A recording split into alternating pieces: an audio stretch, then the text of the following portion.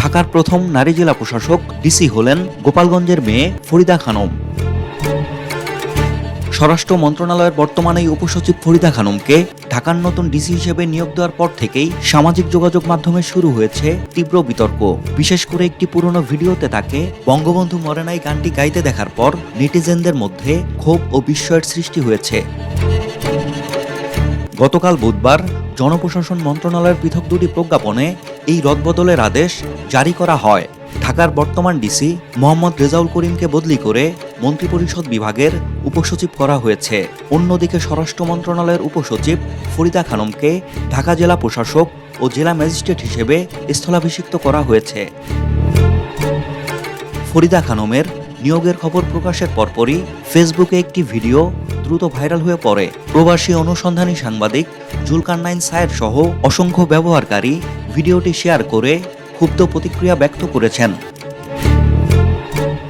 ভিডিওটিতে দেখা যায় ফরিদা খানম অত্যন্ত বেসুরা গলায় বঙ্গবন্ধু মরে নাই গানটি পরিবেশন করছেন। সায়েদ তার পোস্টে বিদ্রূপ করে লিখেছেন, এত বেসুরে গলায় গানটি গেয়েও যে ঢাকা জেলার জেলা প্রশাসক হওয়া সম্ভব সেটা ফরিদা খানম প্রমাণ করলেন।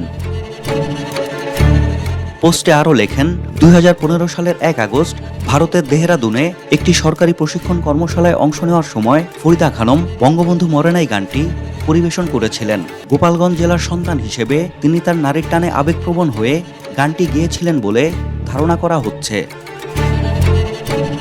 ফরিদা খানমের নিয়োগ নিয়ে বিতর্কের কারণ শুধু গান নয়, তার অতীতের কর্মকাল নিয়ে ওঠা দুর্নীতির অভিযোগও।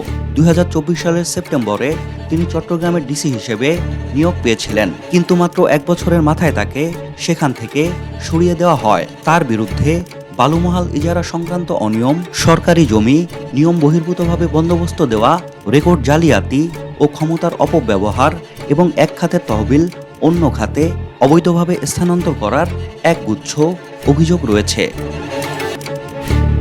বর্তমান সরকার গঠনের পর জনপ্রশাসনের বিভিন্ন স্তরে যখন পরিবর্তনের হাওয়া বইছে, তখন বিতর্কিত ব্যাকগ্রাউন্ডের একজনকে ঢাকার ডিসি করার বিষয়টি অনেকেই মেনে নিতে পারছেন না। সাজ্জাদ শুভ, দেশকাল নিউজ।